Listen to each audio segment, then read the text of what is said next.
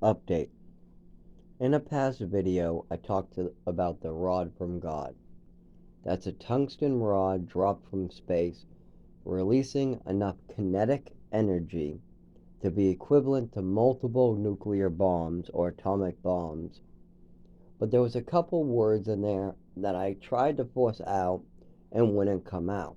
So I had to switch to, I think I said energy or impact energy or something, but kinetic kin-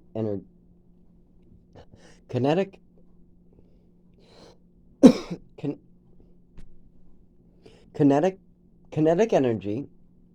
I don't know why energy gave me so much difficulty just now. I usually do okay with e- I usually do okay with energy. Anyway, so damn it. Oh yeah, I'm having a large spike in my back. So when doing the Rod from God video and talking about the tungsten, I wanted to talk about how tungsten is special. But I still can't say certain words. Like I can describe the weight and the mass. But there's another word I keep on trying to say, and it won't. Ow. And the more I force it, it just doesn't work.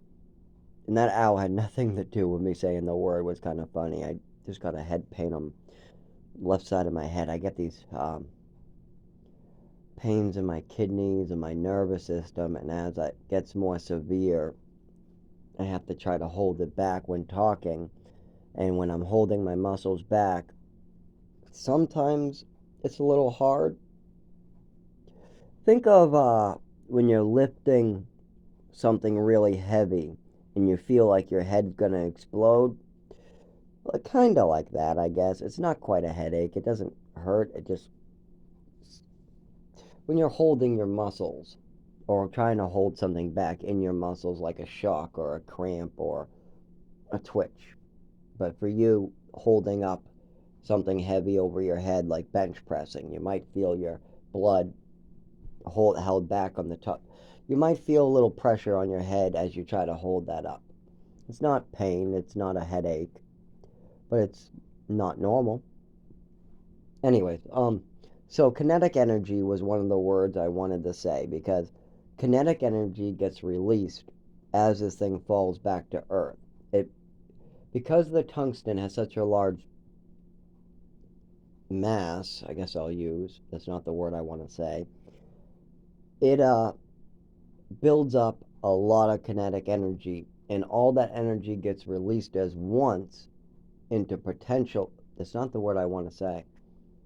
No work. Potential energy. A lot. Well, I guess that works, but that's not. It's Now I lost it. First I have it on the head, and I want to say it, and it doesn't come out. Now I use the word potential, and I can't remember the word. That's the head injury making my memory worse, and then the neurological disorder in my back, and sending the signal out for the word gets blocked on the way out. It happens all the time, even with words like kinetic or energy, or so it's either like the more seizures I had in head injuries, the harder it is for me to remember words, and then on top of that, I have the oh god, I just try to say it, it won't come out, got blocked. Then the neurological disorder gives me a problem. Damn. You can see the difficulty I'm having here. I wish I had more people around me that could describe this. I have an 84-year-old that can't even tell when somebody's bleeding out on the wall and just had a seizure, flopping like a fish unconscious.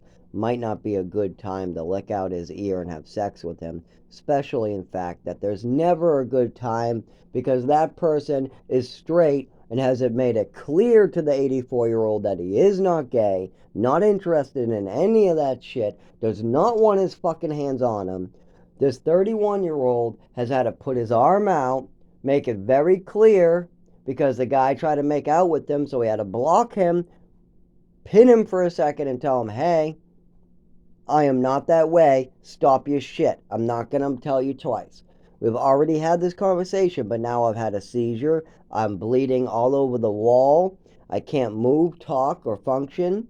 And this motherfucker wants to lick out my ear when I'm vulnerable after already knowing that I'm straight, and I don't want anything to do with that because he's senile and in a delusion state now.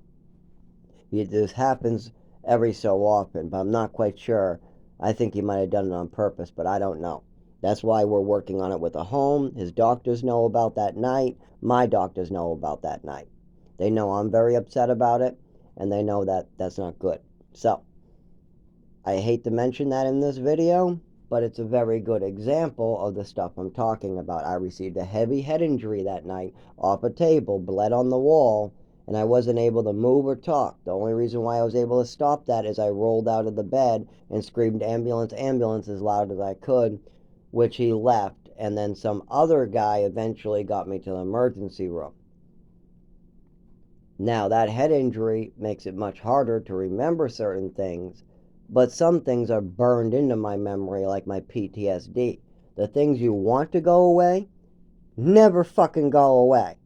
All the childhood abuse or neglect or horrible things a black man did to you, like strangle you, or sleeping on cold floors every night for 18 months, or taking meds and having an overdose, or getting a ruler to the face, or just those things get burned into your fucking memory for life. Even the people coming to you asking about those things, teachers and other people, Dan and people asking you and telling you about those things, that gets burned into your memory. But the word energy, that is difficult to remember at times. What the fuck, right? You can't remember the word smile, energy, hoppity hop, up, down. Simple words you can't remember how to say, or you can't remember the word themselves, or your neurological disorder. You can remember the word. You say the word in your head, you push it through the nervous system, and then it gets blocked, and your nervous system will not cooperate no matter what you do, and that's been going on for 25 years. While the hits to the head from the seizures continue to get worse. So you can see how that would be difficult for me to live with. And don't think that I have to live this way for the rest of my life. One of two things is going to happen. Either my father's going to continue hiding the truth of what his wife did to me, and I'm going to die a slow, painful, horrible death, and then my pain is over in 5 or less years, or I'm finally going to get the medical treatment I need, what's basic. I won't get the real medical treatment something like me would get, but I'll at least get the basic stuff that every other American gets, because I won't be treated like an animal anymore.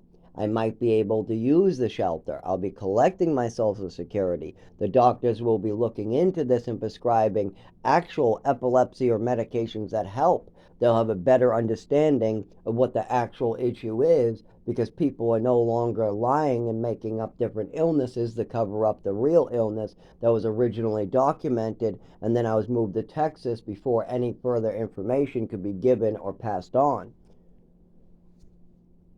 That would be a good way to go about it, but if that way doesn't happen, then it's death and pain and suffering. So and in the woods too, freezing to death a lot of times because I'm not able to use the shelter while my illnesses are not properly documented.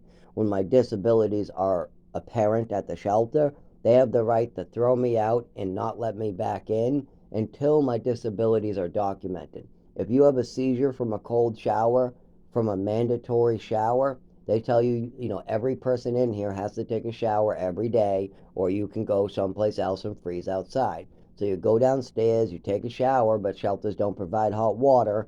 You have a seizure because of neurological disorder. You end up unconscious on the floor. You end up in the emergency room. But when you come back, they want documentation of your disability. You can say that, you had a seizure, but if it's going to happen every shower, then that's a problem, and they need documentation of what will excuse you from the shower. Or when you sleep, your nervous system slows down and it's harder for you to get moving, and you're not able to move your legs right away when they tell you to, and you're moving slowly, or you fall, or you have a shake or a muscle spasm and hit your head and fall, or you have a seizure from forcing your nervous system, they want documentation when you come back from the emergency room of what's going on with your nervous system and your disabilities. And if you don't have that from any doctors or anything going back to childhood, then once again you're disqualified from using the shelter. So no matter which shelter I use in America, I get thrown out permanently thanks to my mother's and father's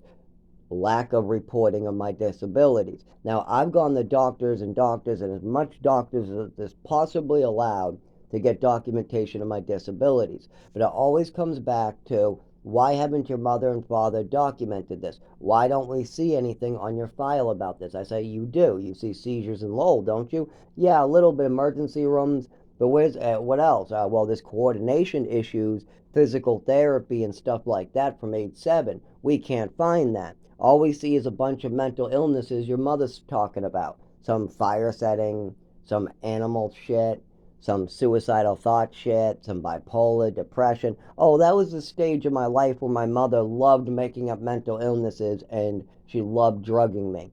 Yeah, the hurting animals was just me holding a match to some slime. That's it. The fire setting was me holding a match to some slime at age 12. Yeah, I wanted to do a scientific method and see if slug slime might be a good fire repellent type thing based off of a TV show I saw.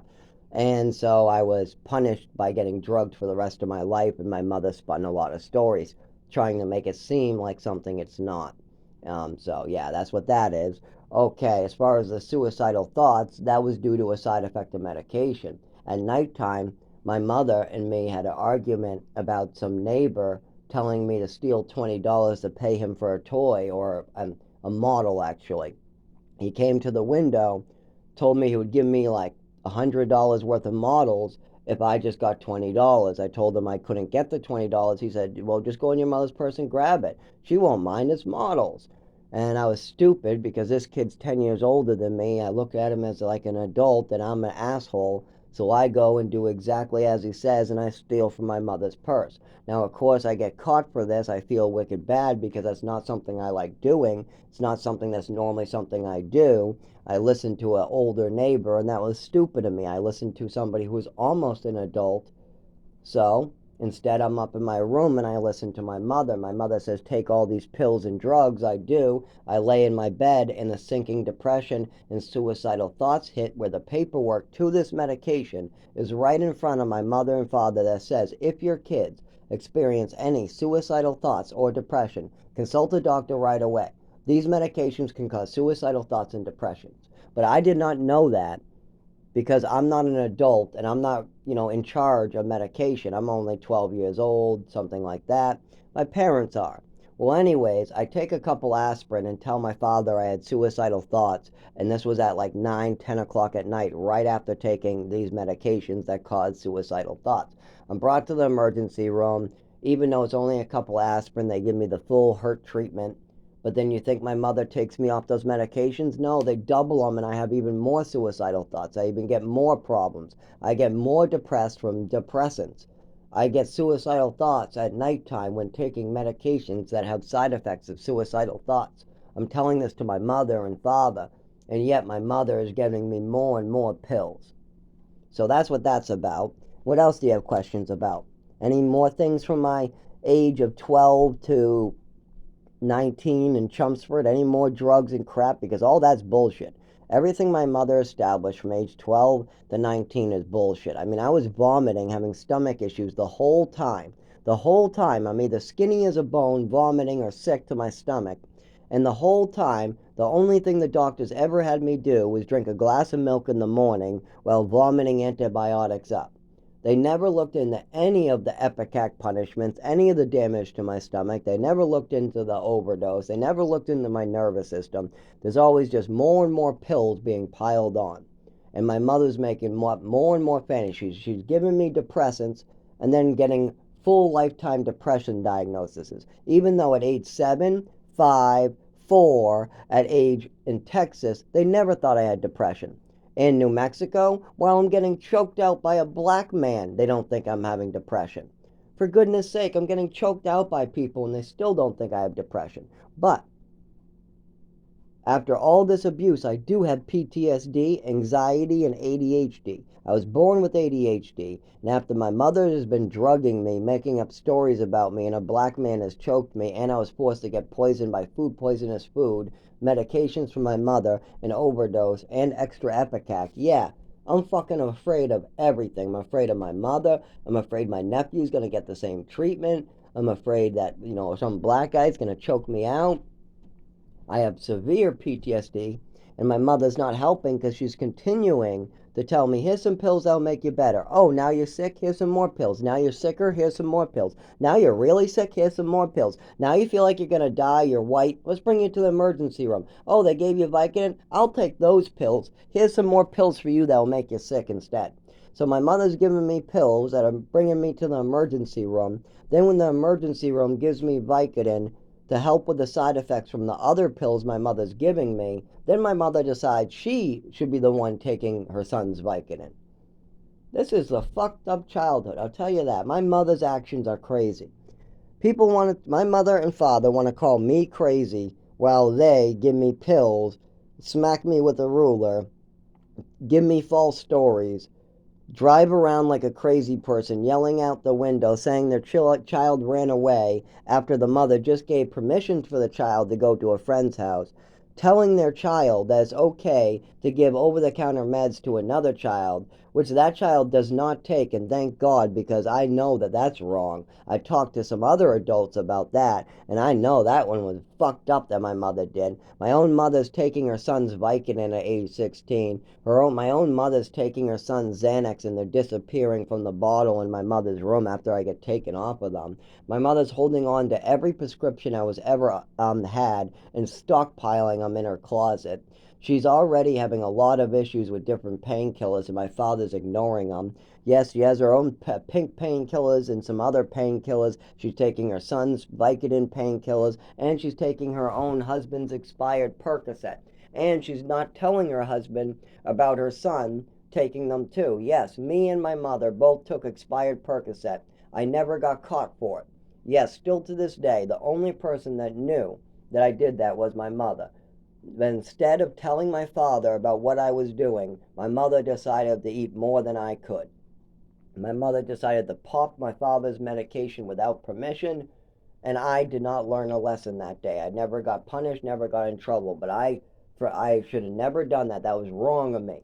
That was wrong. Absolutely wrong. It's not okay for my mother to be taking my fucking pills without permission. It's not okay for my mother to be taking her husband pills without permission. It's not okay for my mother to be drugging her son without permission. It's not okay for my mother to be messing around with pills without speaking to a doctor. And it's not okay for her son at the age of 17 to be taking any opiates without his name on it. And it's not okay for my mother to be taking her son's opiates without her name on it. All that shit confuses a son trying to grow up and learn what a simple life is like. If your mother is taking your own pills, but then you get in trouble for taking pills, but then you don't get in trouble for taking pills, that's a mixed message right there. Luckily, I had other adults that were able to explain to me in a nice manner without smacking the shit out of me and confusing me and telling me fucking crazy ass shit, without trying to convince me that I need drugs I don't need, like Zyprexa, like my mother trying to tell me that playing with action figures means I'm schizophrenic. What do you mean, Mom? I don't hear no voices. I'm just playing with action figures. Yeah, but playing with action figures and making them make voices, that means you're schizophrenic, and you should tell the doctor that you're schizophrenic and need meds. I think you should tell the doctor that you hear voices and that you're playing with action figures and you're schizophrenic and need medication. But Mom, that would be lying. I don't hear any voices. I have a kid, Mom, across the hall in my program that is schizophrenic. He hears voices. I know what that is. I don't hear no voices. I don't hear nothing. I only hear my own voice. What are you talking about, Mom? Well, I need you to tell the doctor that you need schizophrenic medication. Why do you need that? That's a lie. And of course, my mother starts smacking me in another room because I won't go along with her lies and bullshit. This is the childhood I grew up in. Yet my father acts like it was some golden age.